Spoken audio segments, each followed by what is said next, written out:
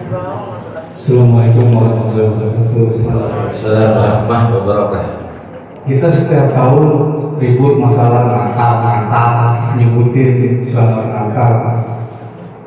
Sedangkan Menteri Agama aja nyebutin Natal, itu hukumnya gimana Ustaz? Terima kasih. Assalamualaikum warahmatullahi wabarakatuh. Saya kuncinya begini, kalau masalah Natal itu kuncinya begini, menghormati orang lain agama boleh, yang nggak boleh menghormati agama orang lain itu aja. Kalau banyak berpendapat ini itu, kita cari pendapat yang mayoritas. Itu Majelis Ulama Indonesia sudah berapa tahun itu menyatakan bahwa penyebutan selamat seperti itu hukumnya haram.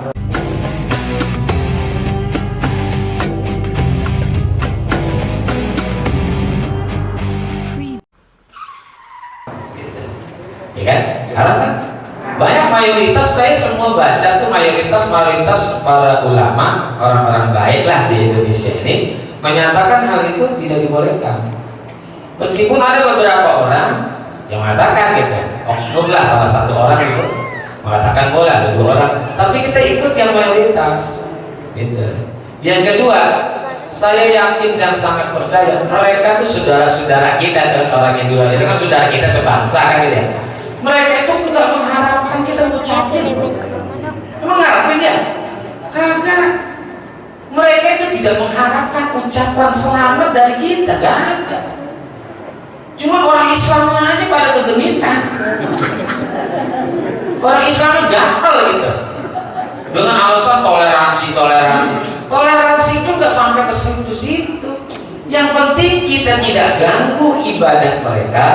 Kalau ada yang ganggu, kita ambil tindakan yang mengganggu, kita ituin, kita tegur, karena dia toleransi itu. Jadi yang penting kita tidak mengganggu apa yang mereka lakukan, kan? Gak kita lakukan, itu udah toleransi. Bila perlu kalau ada yang ganggu mereka dalam ibadah, kita tidak yang mengganggu. Itu kita tidak. Itu. Nah kalau udah urusan akidah, lakum dinukum waliyadin. Tadi kita kuncinya menghormati orang lain agama, ya. Menghormati orang lain agama itu boleh. Yang tidak boleh adalah menghormati agama orang lain. Ini urusan akidah. Lakum dinukum waliyadin. Jadi ada toleransi secara sosiologi, ada toleransi secara ideologi. Kalau secara sosiologi kita boleh bertoleransi dengan mereka, sosiologi ya, tapi secara ideologi lakum dinukum waliyadin tidak bisa. Kita aja Pak, jadi kuncinya gitu, kita ikuti orang-orang yang lebih mayoritas. Seperti kita dalam masalah fikih kan ambil yang mayoritas, gitu kan. Contoh kecil nih, baca Fatihah itu bismillahnya masuk ayat surah Al-Fatihah enggak? Contoh kecil tuh. Hanya satu ulama yang mengatakan itu bukan surah Al-Fatihah, bismillah. Siapa? Imam Malik. Tapi 3 ulama yang lain, Imam Hanafi, Imam Syafi'i, Imam Hambali, ketiga ulama ini menyatakan bahwa bismillah itu masuk daripada surah Al-Fatihah. Cuma kedua ulama ini, Imam Hanafi dan Imam Hambali, mereka itu berbeda dalam masalah bacanya, dikeraskan apa dipelankan, itu doang. Gitu. Jadi kita dalam mengambil intisari atau istinbat hukum, ambil yang lebih mayoritas, dan lebih muhtamad. Ya sama dalam kasus itu. Ya saya banyak kiriman dari ini. Ternyata yang mayoritas itu adalah yang menyatakan bahwa tidak dibolehkan. Ya tidak dibolehkan. Dibolehkan yang juga boleh, ada ini wajib. Ini kan alasan toleransi itu dalam hal sosiologi ya. Jadi toleransi secara sosiologi. Kalau toleransi secara ideologi nggak coba ya. Innal amanu wa amilus shalihat ulaika hum khairul bariyah jannatuhum inda rabbihim jannatu adnin tajri min tahtiha al-anhar khalidina fiha abadan radhiyallahu anhum wa radu anhu dzalika liman khasyiya rabbah. Sadaqallahul adzim wa ballagha rasuluhun nabiyyul habibul karim wa nahnu ala dzalika minasy syahidin wasyakirin walhamdulillahi rabbil alamin. Hadratil muhtaramin wal muhtaramat, para alim ulama, para asatizah, para guru, para orang tua, para sesepuh dan tokoh masyarakat, khususnya segenap pengurus Masjid Jami Darussalam At-Taqwa yang semoga semua dimuliakan Allah Subhanahu wa taala.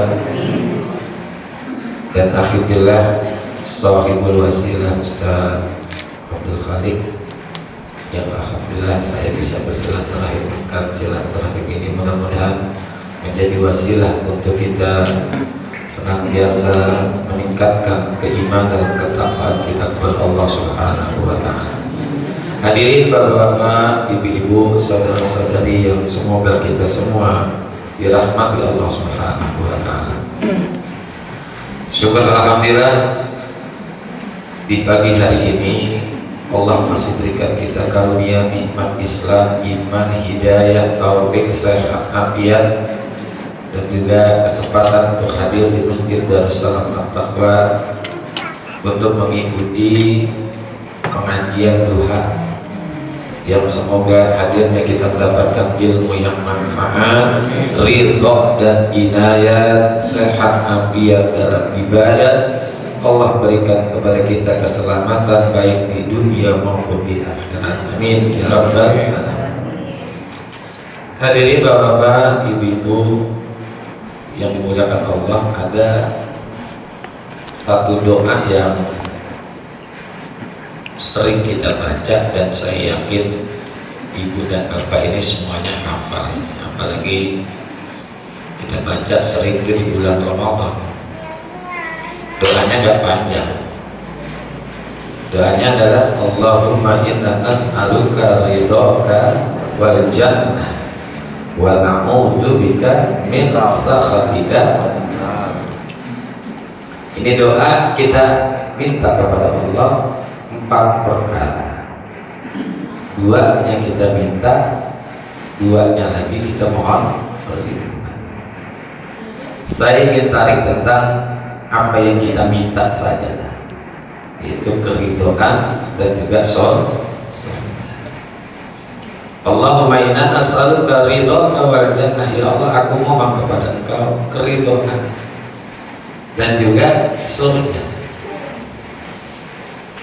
Karena keridhaan Allah di dalam hidup kita ini sangat kita butuhkan. Orang bisa bahagia hidup bukan karena harta yang dia miliki, bukan karena jabatan yang dia miliki, bukan karena ilmu yang dia miliki, bukan apapun yang dia miliki. Tapi orang bisa bahagia di dalam hidup karena mendapatkan keridhaan dari Allah. Tapi sebelumnya jangan sekedar kita meminta keridhaan kepada Allah. Yang jadi pertanyaan, sudahkah kita ridho kepada Allah? Ini yang menjadi pertanyaan. Karena yang namanya ridho itu tidak boleh sepihak, harus dari dua belah pihak. Kalau kita ingin mendapatkan keridhaan Allah itu harus diawali dengan keridhaan kita kepada Allah. Gak mungkin kita akan mendapatkan keridhaan Allah kalau kita sendiri tidak melakukan keridhaan kepada Allah. Jadi keridhaan ini Bapak Ibu harus dua belah pihak. Tadi ayatnya saya jadikan muqaddimah dalam surah Al-Bayyinah. Innal ladzina amanu wa 'amilus shalihat ulaika hum khairul bariyah. Jazaohum 'inda rabbihim jannatu 'adnin tajri min tahtihal anhar khalidina fiha abada. Nah, di sini ada kalimat radhiyallahu anhum wa radu anhu zalika liman khasyiya rabbah. Ini ada kalimat radhiyallahu anhum, Allah ridho kepada mereka. Ya, kenapa Allah ridho kepada mereka? Wa radu anhu, karena mereka ridho kepada Allah. Jadi Allah itu akan meridhoi seseorang kalau orang itu ridho kepada Allah. Dalam ayat yang lain yang selalu dibaca kalau ada acara-acara tahlilan, ya ayyatuhan nafsul mutmainnah irji'i ila rabbiki radiyatan mardiyah. Nah di sini ada radiyatan mardiyah, ridho dan diridhoi. Jadi ridho ini harus diawali dari diri kita masing-masing. Keridhaan kita kepada Allah. Bagaimana supaya kita mendapatkan keridhaan Allah? Caranya kita lakukan apa-apa yang diperintahkan oleh Allah, dan juga apa-apa yang dilarang oleh Allah kita tinggalkan. Itu salah satu cara untuk kita mendapatkan keridhaan Allah. Itu dalam kitab yang ditulis Imam Al-Ghazali, Ayyuhal Walad, bahasa tentang keridhaan kita kepada Allah panjang. Pokoknya singkatnya, kita ini di dalam hidup laksanakan perintah Allah, jauhkan larangannya. Jadi di dalam kita melakukan ibadah, tujuan dari sekian banyak tujuan adalah untuk menggapai dan meraih keridhaan Allah. Umumnya nih, saya mungkin kita rame-rame nih di dalam melakukan ibadah, orientasinya kan kebanyakan dunia, betul nggak? Nih bapak nih, udah ada yang sholat duha, udah bu?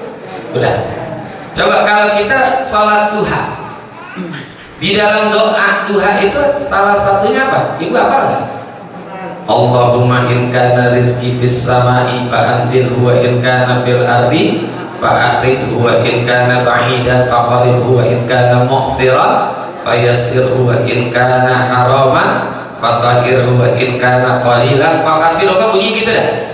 Ya Allah, kalau rezekiku yang ada di langit turunin, yang masih mendem di bumi keluarin, yang jauh deketin, yang susah gampangin, yang sedikit hafal banget kita Nabi Umar ya. Itu orientasi kita kan dunia kan. Termasuk kalau orang suka baca surah Al-Waqi'ah malam Jumat atau malam apa, tujuannya kenapa? Rezeki. Padahal di dalam surah Al-Waqi'ah tuh nggak ada tuh bicara tentang masalah rezeki. Tapi kenapa kita baca? Ya memang udah diperintahkan oleh Rasul, kita baca. Tapi orientasi kita kan rezeki lagi, dunia lagi. Kita lupa di dalam melakukan ibadah itu orientasi kita adalah untuk mencari keridhaan Allah.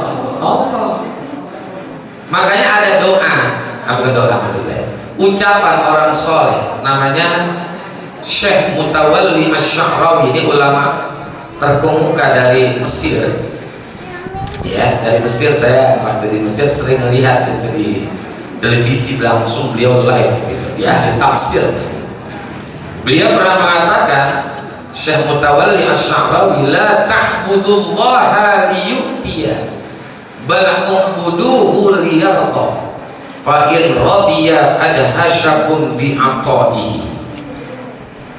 Kata Syekh Mutawalli Asy-Sya'rawi, la ta'budullaha liyu'tiya, janganlah kalian menyembah Allah itu agar kalian diberikan sesuatu oleh Allah yang sifatnya duniawi.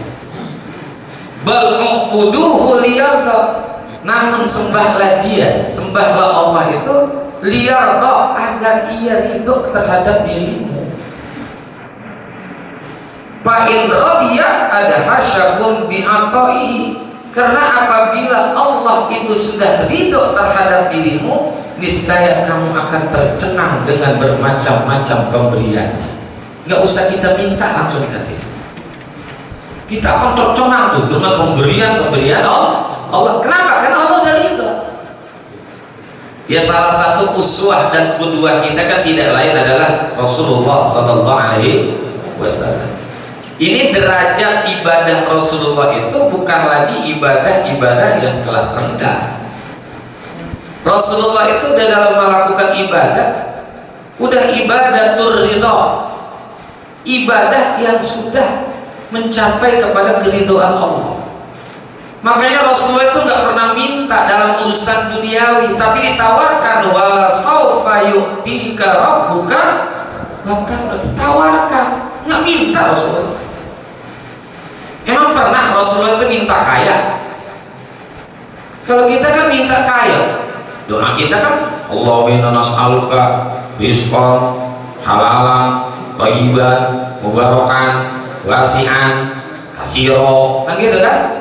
Ya Allah, berikan aku rezeki yang halal, yang thayyib, yang luas, yang banyak.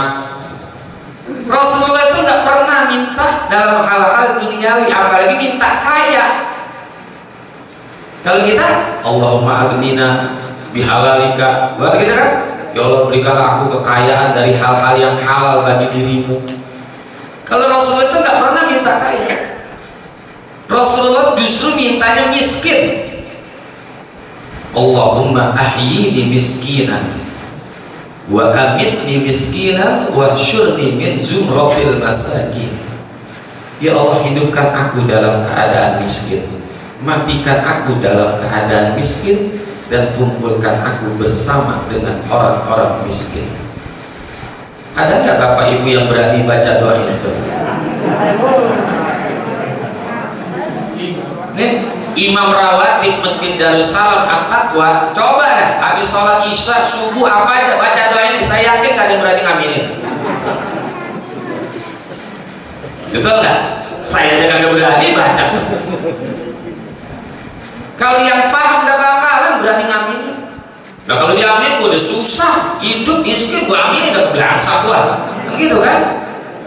Kita ini mintanya semua kaya, kan gitu.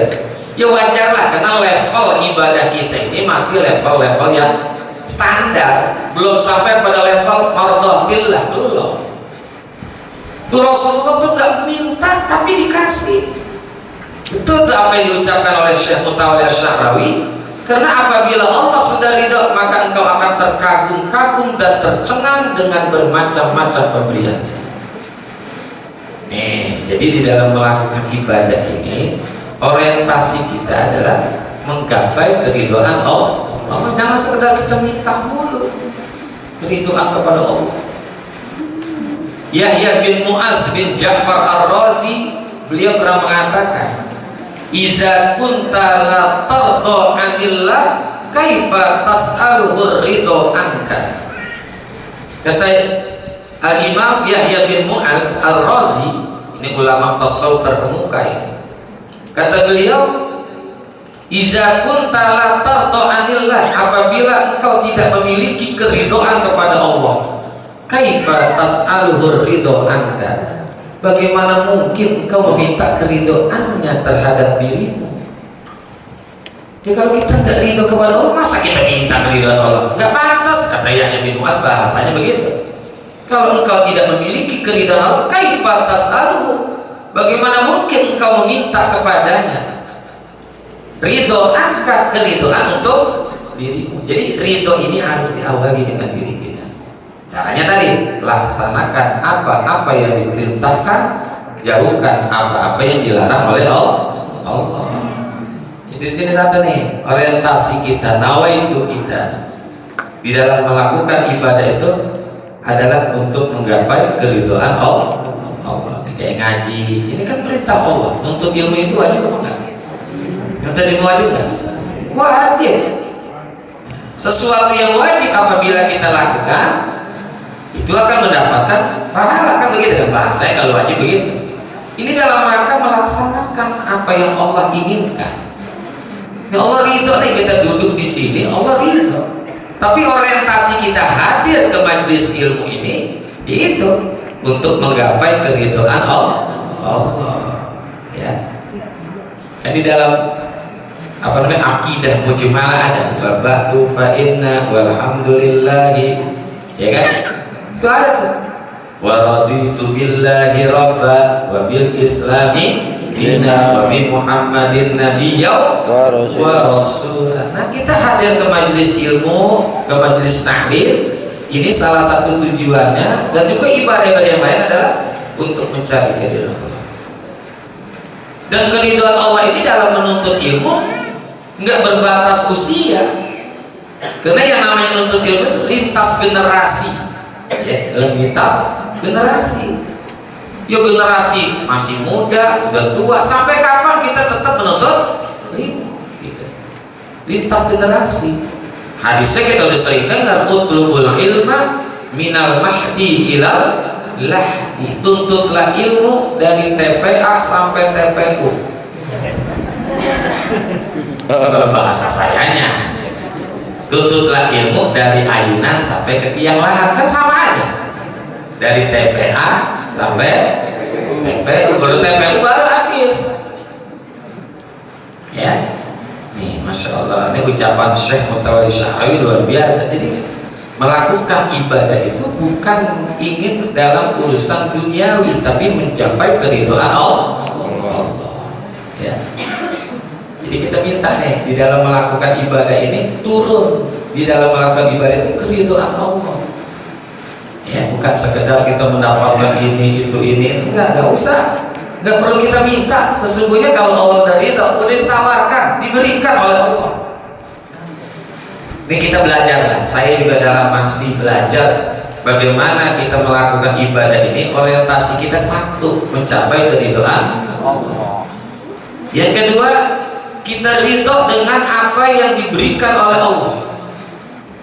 Ya, kita ridho dengan apa-apa yang telah diberikan, dengan apa-apa yang diberikan oleh Allah. Ar-ridho bil qadari, al-qadha wal qadari bima kismatillah. Itu kalau bahasa Al-Ghazali-nya begitu. Ridho dengan ketetapan atau takdir Allah dan juga apa-apa yang telah diberikan oleh Allah. Ini dalam urusan apa saja Allah berikan kepada kita, udah kita terima. Ya, kondisi hidup kita seperti ini kita terima udah. Karena Allah itu lebih tahu. Khususnya dalam urusan nasib ini Allah lebih tahu. Kepada siapa diberikan dan kapan diberikannya, Allah itu lebih tahu. Dalam pembagian urusnya apa saja, apakah ilmu, apakah harta, apakah kekayaan, jabatan, Allah itu udah tahu nih. Ini orang ini pantas nih diberikan nih, ini pantas, ini enggak, ini pantas, ini pantas. Dan Allah menempatkan orang itu udah tahu di mana. Ada orang yang dijadikan orang kaya, ini udah pembagian Allah. Ada yang dijadikan orang miskin, ridho. Yang pada umumnya kita kan kalau mendapatkan hal yang sifatnya lebih, baru kita ridho. Tapi kalau dalam hal yang sifatnya kurang, kita kurang kan? Mestinya kita tahu Allah itu lebih tahu kepada siapa rezeki itu diberikan, nikmat itu diberikan, dan kapan diberikannya Allah lebih tahu. Ridho bil qada wal qadari wa kismatillah. Ridho dengan ketentuan dan ketetapan Allah dan juga apa-apa yang telah diberikan oleh Allah. Jangan mengeluh. Ya, kita ini dijadikan orang yang seperti ini, ya. Karena Allah itu lebih tahu. Ada orang yang pantas jadi orang kaya, ada yang pantas jadi orang miskin. Ada tuh yang pertama. Ada orang yang pantas jadi orang kaya tapi gak kaya-kaya. Ada orang yang pantas jadi orang miskin tapi gak miskin-miskin. Ada gak begitu? Ada. Jadi sebetulnya gak pantas. Ada orang yang mau kaya tapi gak kaya-kaya. Tapi ada orang yang mau miskin tapi gak miskin-miskin. Ada juga. Jangan dibilang ada orang yang pengen miskin tapi gak miskin-miskin. Ada. Salah satu contohnya adalah seorang sahabat Rasulullah, Abdurrahman bin Auf. Ini kalau di dalam sejarah disebut orang yang gagal miskin. Miskin aja pakai gagal. Kalau kita kan gagal kaya nih. Ini gagal miskin, Bu. Ini Abdurrahman bin Auf dan juga banyak lagi. Saya kasih contoh Abdurrahman bin Auf aja. Dia ini pengen banget miskin tapi kagak miskin-miskin. Susah kan jadi orang miskin. Ini dalam riwayat itu begitu. Sampai saking pengen miskinnya, dia punya harta dibelanjakan apa aja. Ya. Pernah dalam riwayat setelah perang Badar di kota Madinah, itu kan orang-orang yang ada di kota Madinah meninggalkan kota Madinah itu cukup lama, sehingga kurma-kurma yang ada di kota Madinah itu semuanya busuk karena nggak terurus. Nah, di sini Abdurrahman bin Auf berpikir, ini kesempatan saya untuk mengurangi harta saya. Masya Allah. Apa caranya? Dia borong seluruh korma-korma busuk yang ada di kota Madinah, tapi dengan harga korma yang masih bagus. Katakan kalau korma bagusnya 10.000, korma busuknya 5.000, tetap dia beli 10.000 tuh sekilonya, misalnya begitu. Dia suruh tuh petugas-petugasnya, pegawai-pegawainya untuk mencari kurma-kurma busuk yang dimiliki orang-orang yang ada di kota Madinah. Kumpulin semua ke gudangnya, dibeli dengan harga yang tinggi. Setelah dia keluar dari gudang, dia ucapkan alhamdulillah, saat ini harta saya berkurang. Tuh, hebat ya. Pernah kita ngucapin alhamdulillah kalau duit kita hilang?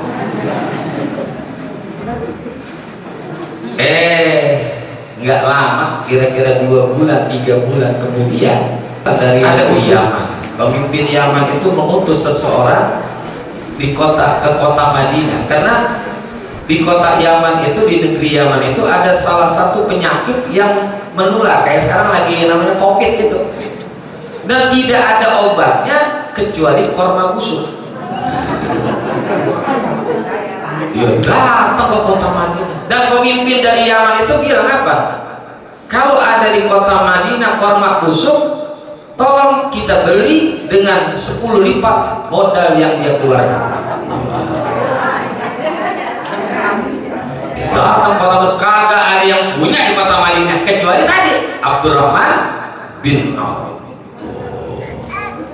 Gagal miskin kan? Setelah diborong tuh kormanya dengan 10 kali lipat dari modal yang dia keluarkan, dia nerima tuh harta lagi. Apa yang diucapkan? Inna lillahi wa inna ilaihi raji'un. Susah amat pengen jadi orang miskin ya. Pengen jadi orang miskin pakai susah. Ini Allah sudah menempatkan seseorang itu di sini, di sini, di sini. Udah kita terima. Ya, kita terima. Gak usah kita mengeluh, ya. Gak usah kita mengeluh. Apalagi pakai menghujat Tuhan. Gue jadi bingung sama Tuhan. Tuhan maunya apa sih? Gue kan udah sholat, gue udah puasa, gue udah ngaji, kok masih susah-susah aja? Apa sih maunya Tuhan? Nah, nggak boleh.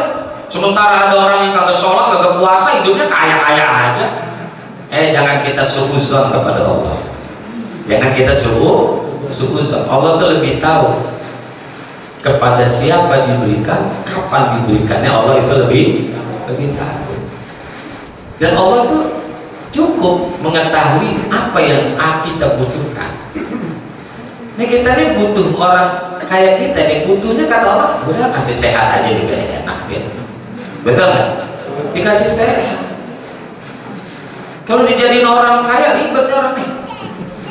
Ini hari Minggu, mungkin ada di puncak kali ini. Ya Bu ya. Ini bukan dalam arti saya menganggap bapak-bapak orang miskin, bukan. Ya, kita ini dapat hidayah dari Allah, mau hadir ke majelis ilmu. Mungkin kalau dikasih harta banyak, hari Ahad, hari Minggu, pagi-pagi ada di rumah Allah, Masya Allah. Ini nikmat bukan ini? Kira-kira ibu kalau jadi orang kaya gini ada di mana Bu? Di mall. Belum buka gini ada mah. Tapi Allah kasih yang lain, apa tuh? Kesehatan. Pilih mana coba nih?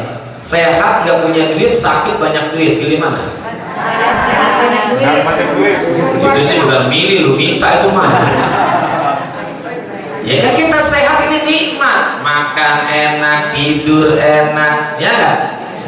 Tidur nyenyak, hadir ke majelis taklim juga semangat, berangkat kerja juga aktivitas semuanya enak. Kenapa? Karena sehat. Sehat ini kan harganya mahal. Allah tuh tahu, oh udah orang kayak gini kasih sehat aja dah. Ya kan? Kasih sehat. Kalau dijadiin orang kaya apa cicilan? Dijadiin orang kaya apa cicilan? Atau cicilan? Ya, dikit-dikit belanja, yang beli ini, beli itu. Udah. Ini miskin, duit, harta sedikit itu bagian daripada pemberian Allah. Jangan kita hujat. Karena di saat tidak ada nikmat yang satu, Allah kasih nikmat yang lain. Jadi sehat itu nikmat luar biasa. Buat apa coba? Rumah gedung, mobil cakep, bini masih muda, cakep lagi, tapi stroke. Ya.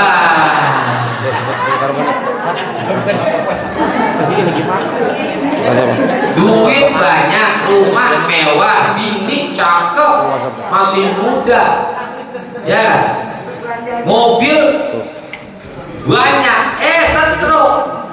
Emang enak? Orang stroke kan tangan kaku, kaki kaku, betul nggak?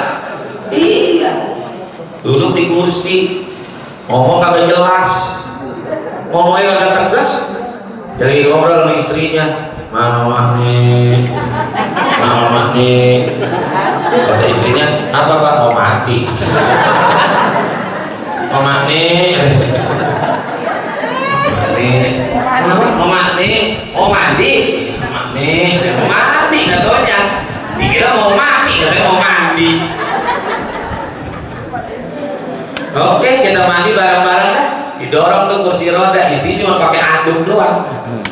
Didorong tuh kursi roda sampai di kamar mandi, itu anduk nyangkut di gagang pintu. Nah, jatuh tuh anduk. Suami yang stroke gak bisa ngapa-ngapain, cuma aduh, enak begitu enak.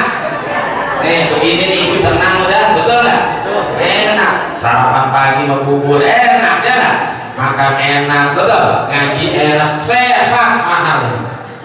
Sehat ini mahal, masya Allah. Apalagi sekarang kita suruh 3M. 3M apa itu? Pakai masker, menjaga jarak, mencuci tangan, ya kan? 3M bahkan 5M kali, menjauhi kerumunan, mengurangi aktivitas, kan gitu kan? Sampai 5M, kita disuruh menjaga 5M. 17M bingung buat bansos. 17M bingung buat menterinya, brengsek orang. Benar nggak? Kita disuruh 5M, 17M sama dia bingung buat. Nah ini kan sehat ini harganya mahal. Ya sehat ini harganya mahal. Allah tuh tahu. Udah nih, Habibie mah kasih sehat aja berarti bagus sudah. Kan dia udah selesai. Iya. Nah, ini ridho dengan apa yang Allah telah berikan kepada kita. Jadi gapai keridhaan Allah dengan kita ridho kepada Allah dengan apa yang diberikan oleh Allah. Yang berikutnya, kalau kita ingin menggapai keridhaan Allah adalah kita cari ridho orang tua. Ini kunci ridho Allah itu berada pada keridhaan orang tua. Hadisnya kita udah hafal. Ridho Allah fi ridho walidain wa suhtullah fi suhtil. Keridhaan Allah berada pada keridhaan orang tua. Murkanya Allah berada pada murkanya orang tua. Nggak ada gunanya orang rajin sujud, jidat nyampe hitam, jenong kayak ikan lohan, tapi orang tua dia durhaka, nggak ada gunanya. Karena di dalam hadis qudsi Allah firmankan, man asbaha murdiyan liwalidayhi muskhitan li fa ana anhu radin wa man asbaha muskhitan liwalidayhi murdiyan li fa ana anhu sakhitun. Kata Allah dalam hadis qudsi, man asbaha murdiyan liwalidayhi, siapa saja orang yang disahati orang tuanya, dia bisa membahagiakan orang tuanya dan bisa mendatangkan keridhaan kepada dirinya dari orang tuanya, muskhitali, meskipun dia bikin murka diriku. Katakan orang itu ibadahnya biasa-biasa aja dah, bahkan orang itu bikin murka orang tua, berbuat dosa, tapi dia berbakti kepada kedua orang tua, Fa'ana anhu radin, aku ridho kepada dia. Tuh. Makanya nggak ada gunanya tuh, ya.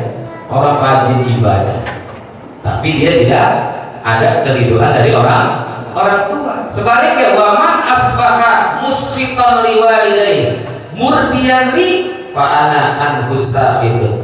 Siapa orang yang di saat pagi menyakiti hati orang tua, menyusahkan hati orang tua, bikin kesel orang tuanya, meskipun dia membuat aku ridho, dia rajin ibadah, fa'ana anhu sa'id, aku tetap murka kepada anak tersebut.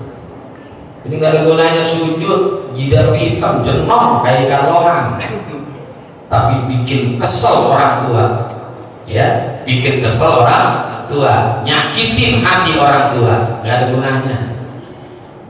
Makanya di sini keridhaan Allah. Kan ada orang yang ya Allah sama orang tua nggak kata bahasa kampung kita nggak peduli.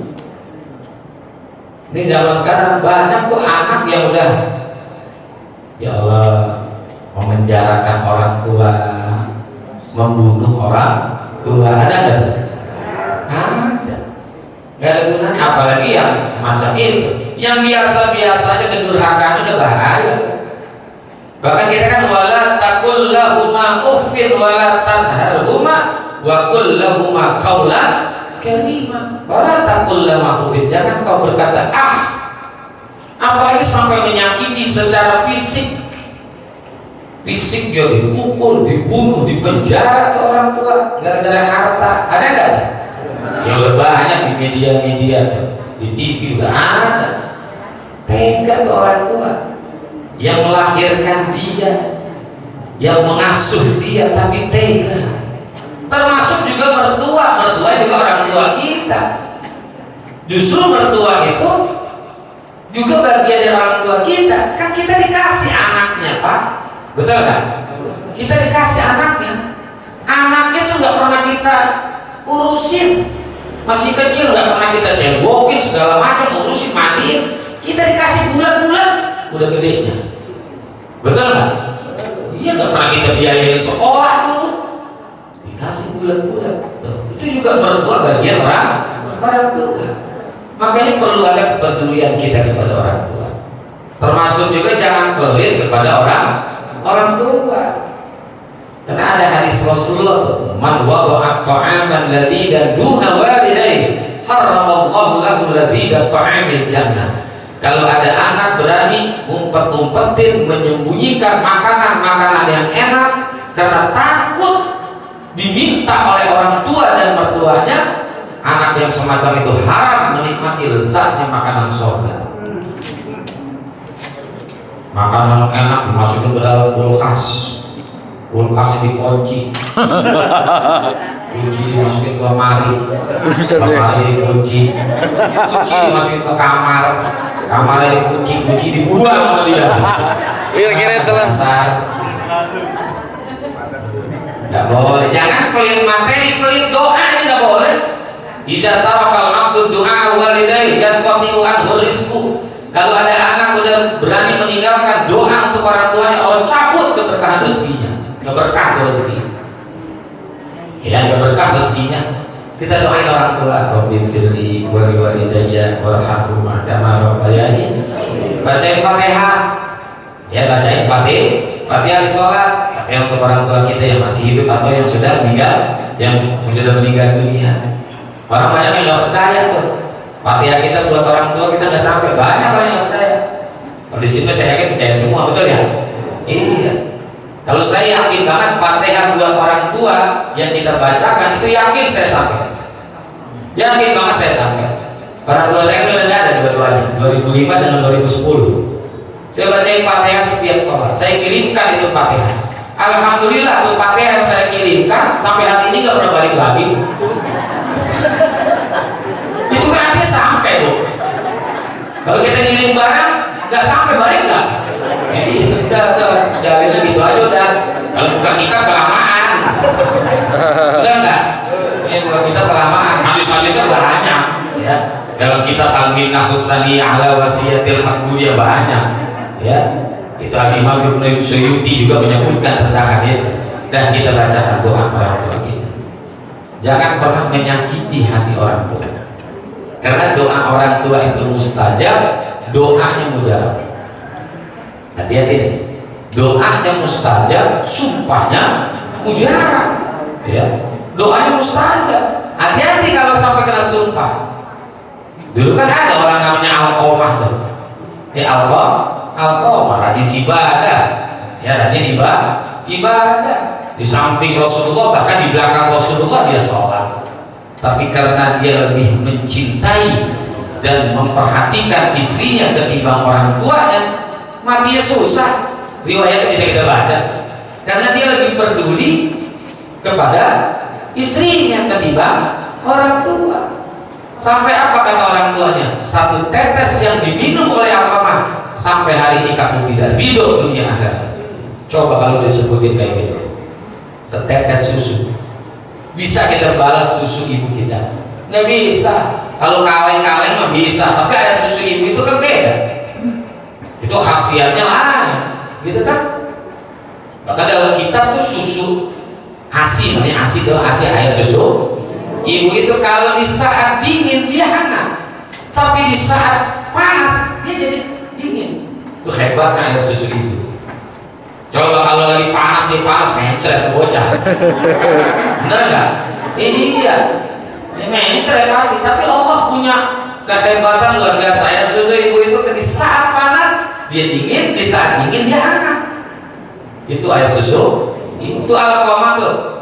Karena dia lebih takut kepada istrinya ketimbang orang tuanya, maka Allah sulitkan dalam kematiannya. Ya kan? Di sini juga banyak Alqamah nih. Saya juga termasuk Alqamah. Oleh juga Alqamah ini. Ya betul ya Alqamah ya. Buktinya nih Pak, kita takut nikah lagi, takut orang tua, takut sama istri. Berarti Alqamah semua kita nih.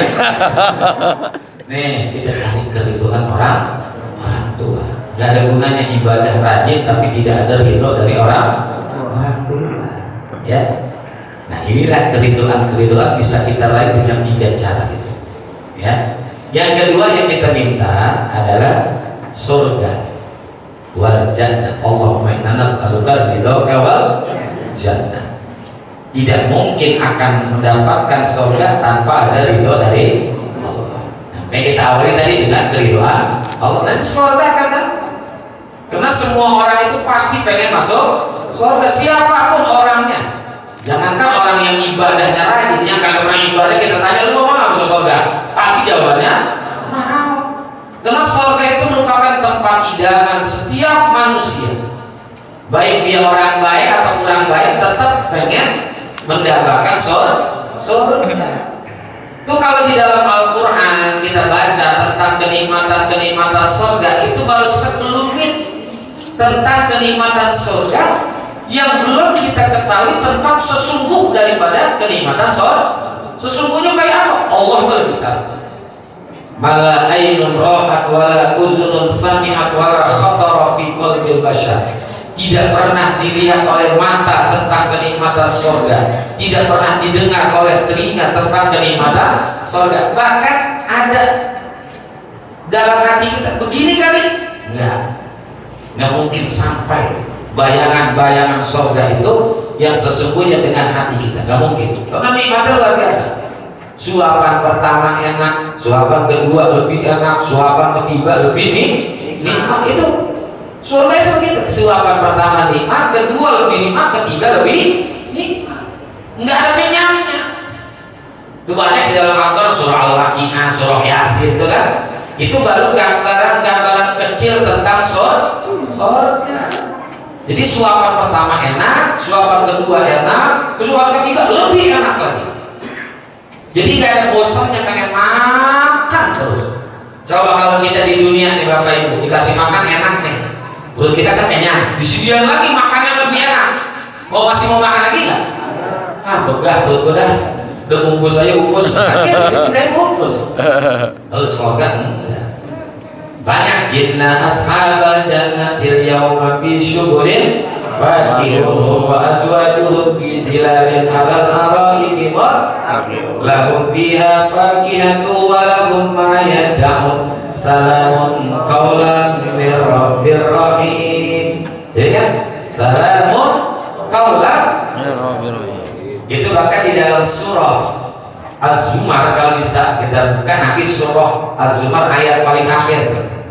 Wasiqal ladzina taqaw rabbahum ilal jannati zumara hatta iza ja'uha wa futihat abwabuha wa qala lahum khazanatuha alaikum tibtum fadkhuluha khalidin. Nanti buka surah Az-Zumar ayat yang paling terakhir di atas sedikit.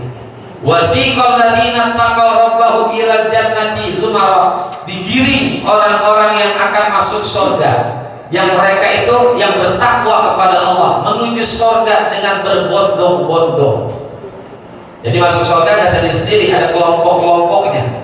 Ada kelompok para anbiya, kelompok para syuhada, kelompok siddiqin, kelompok orang-orang soleh. Kira-kira kita nebeng di mana ini? Nah, insya Allah kita nebeng dengan ulama lah, ya, dengan ulama guru-guru kita. Jadi kita nebeng di situ dah. Asal kita cinta sama mereka, kita nebeng nih. Gak bisa kita suka-suka, masuk mungkin nggak bisa. Kalau dia jalan, ketok mereka kayak lo maju-maju duluan.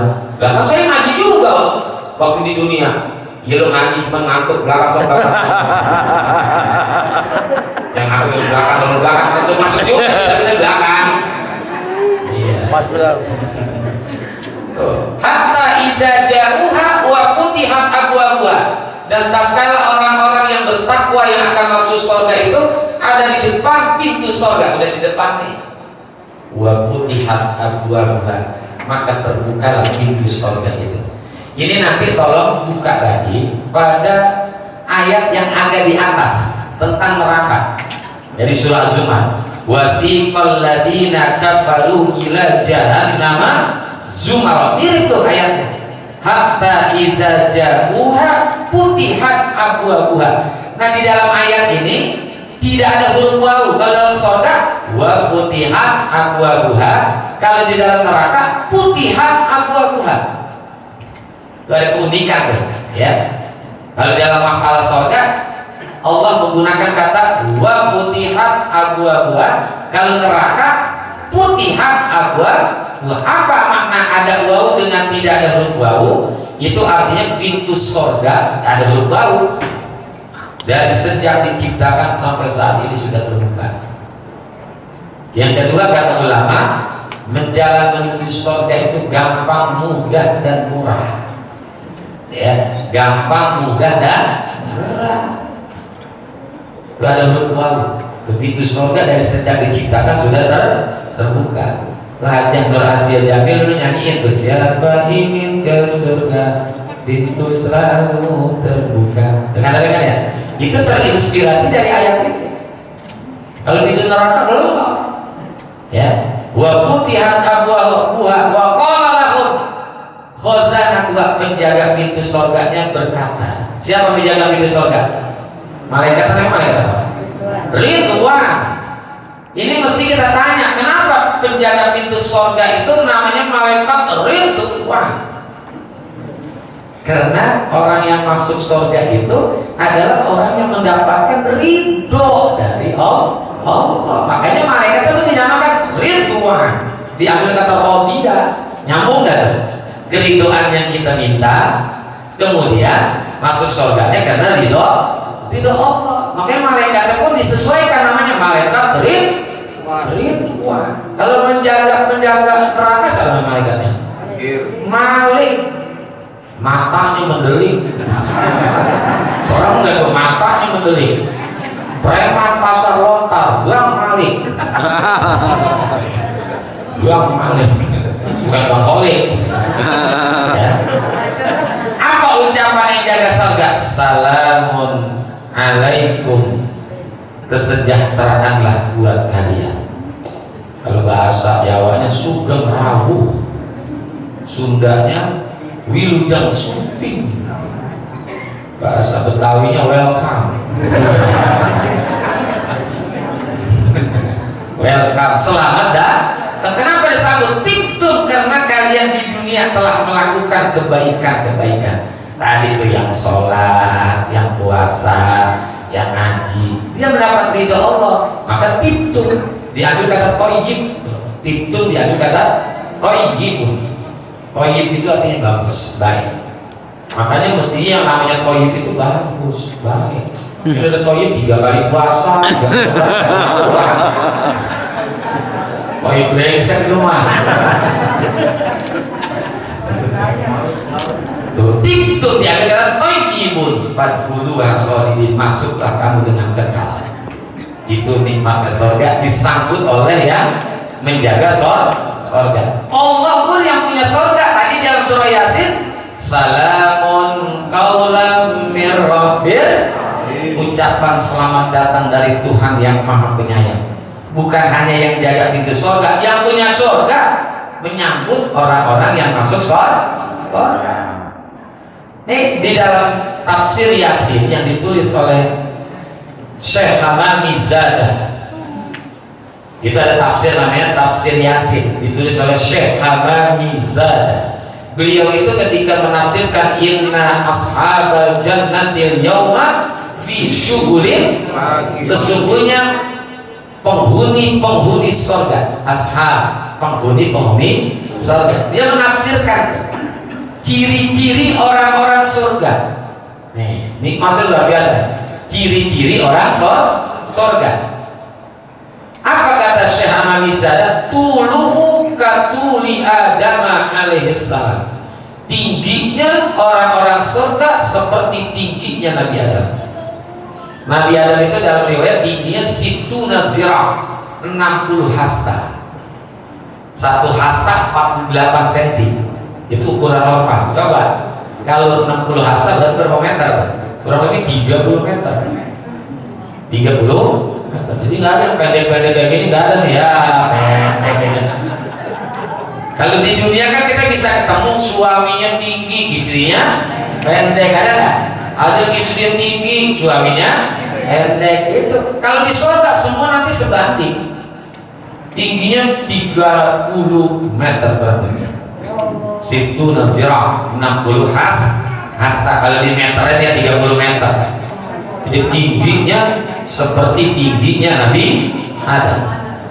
Yang kedua, umru Isa alaihissalam, umurnya seperti umurnya Nabi Isa. Nabi Isa itu usianya salasuna sana, 33 tahun. Jadi 33 tahun. Jadi pensiunan nggak masuk surga.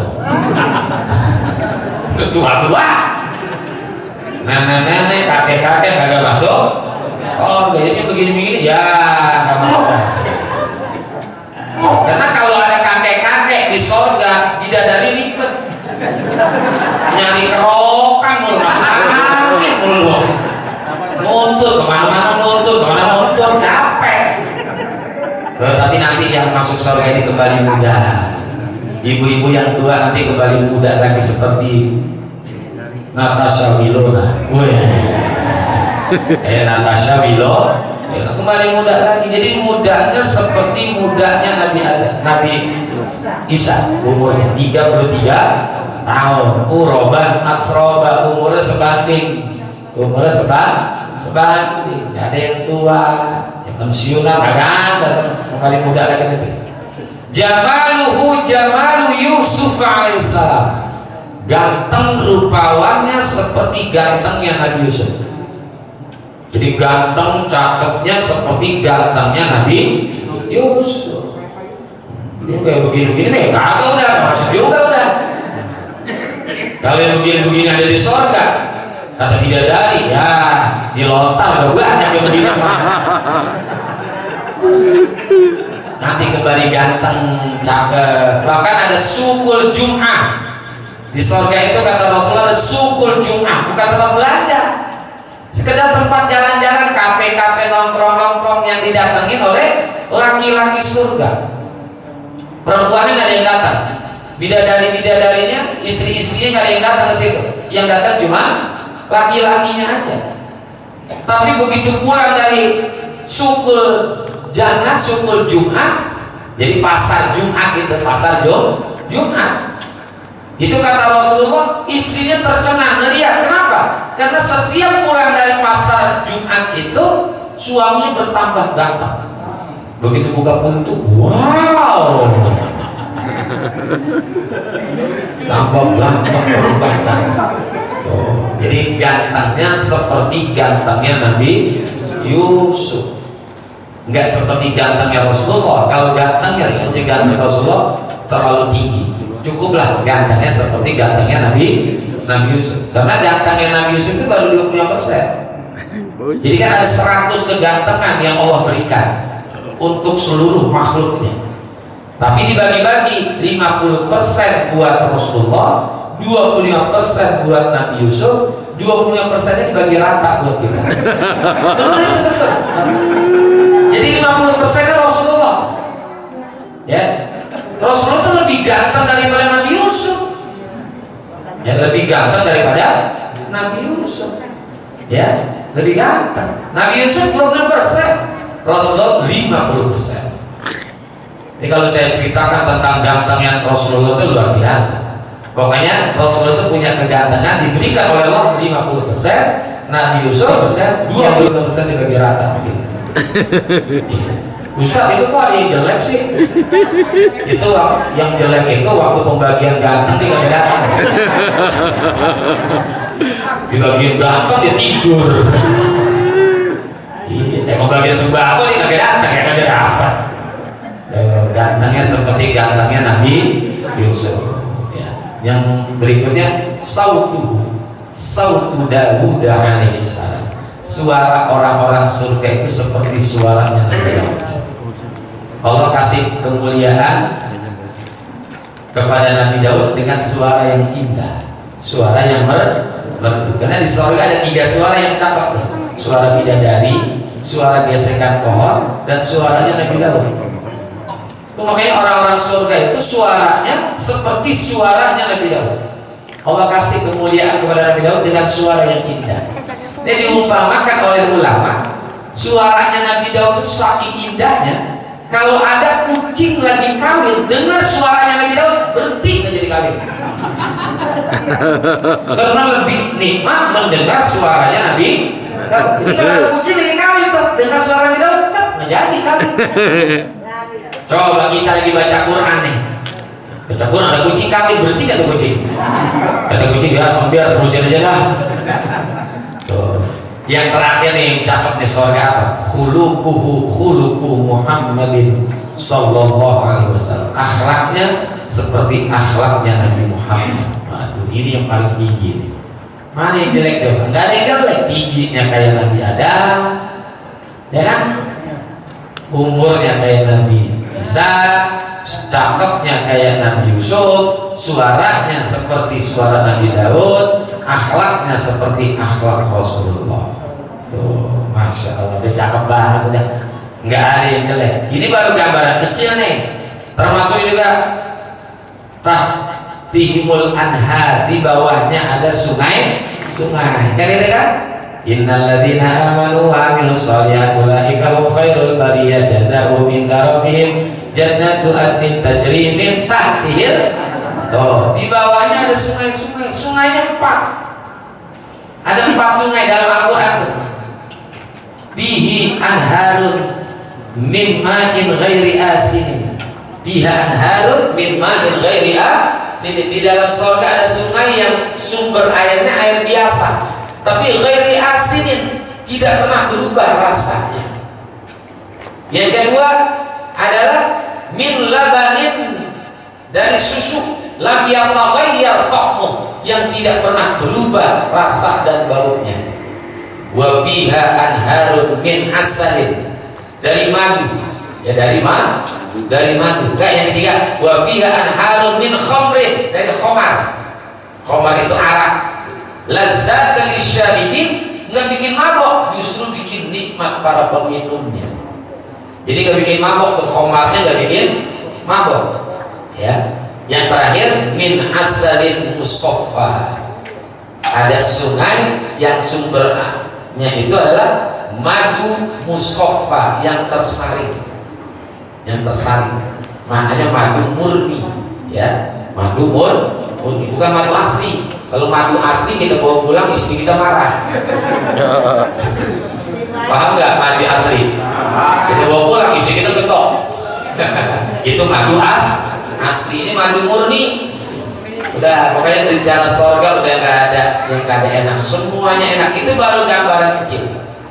Ya, gambaran kecil saja udah kita dengar enak nggak?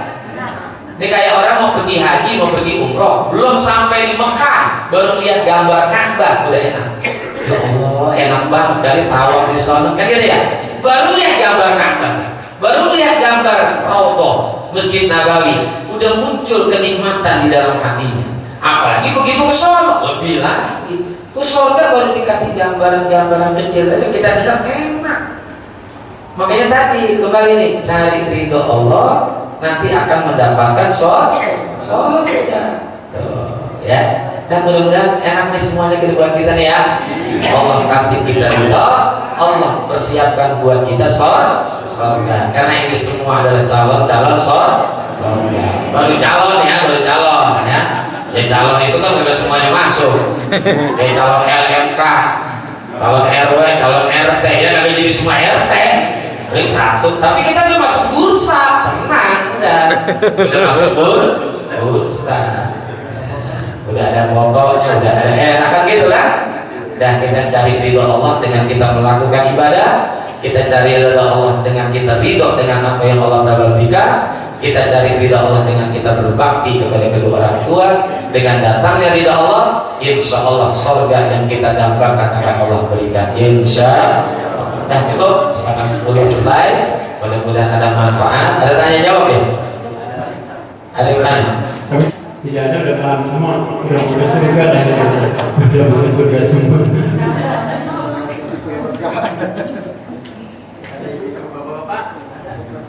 Udah dapat.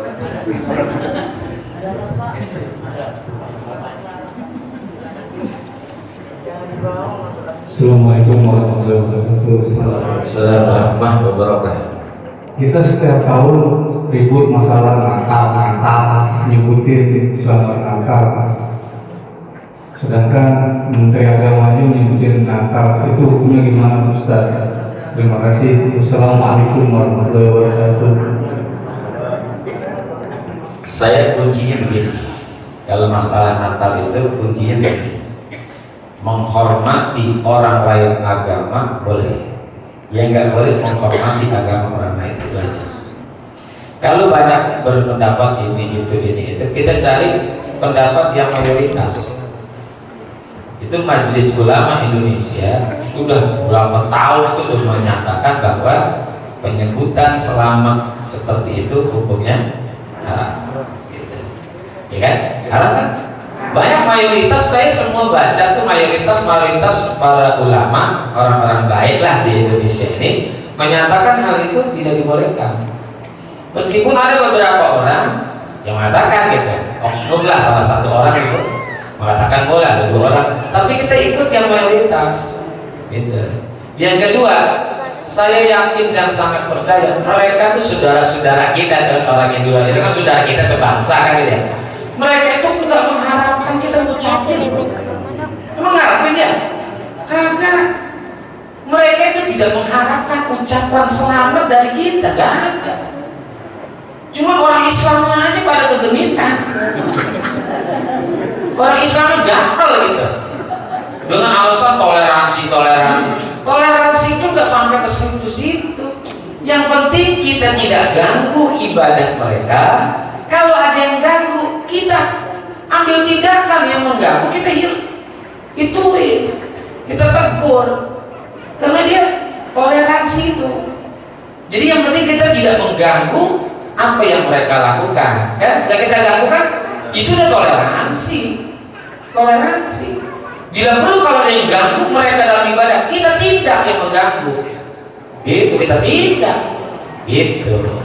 Nah kalau udah urusan akidah, lakum dinukum waliyadin. Tadi kita kuncinya menghormati orang lain agama, ya. Menghormati orang lain agama itu boleh. Yang tidak boleh adalah menghormati agama orang lain. Ini urusan akidah. Lakum dinukum waliyadin. Jadi ada toleransi secara sosiologi, ada toleransi secara ideologi. Kalau secara sosiologi kita boleh bertoleransi dengan mereka, sosiologi ya. Tapi secara ideologi, lakum dinukum waliya tidak bisa. Kita aja Pak. Jadi kuncinya gitu.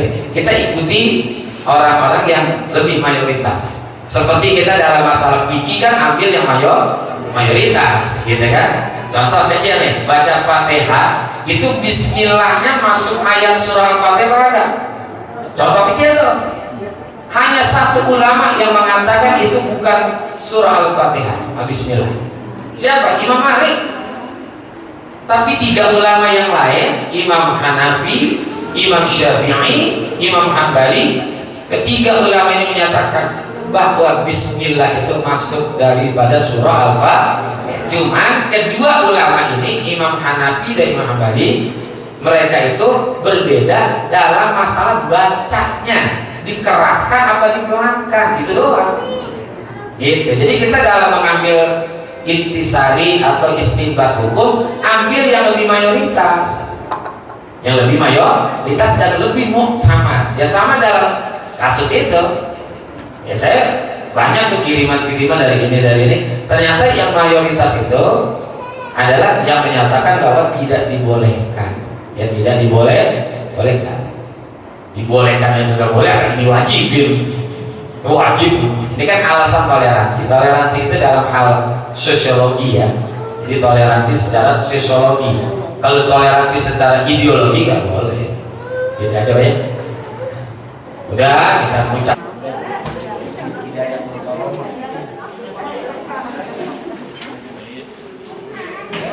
Aduh aja nih Oleh, saya. Iya. Boleh lah. Nggak makan nasi. Nggak apa-apa, maksudnya separuh aja. Jadi separuh nasi, separuh ini.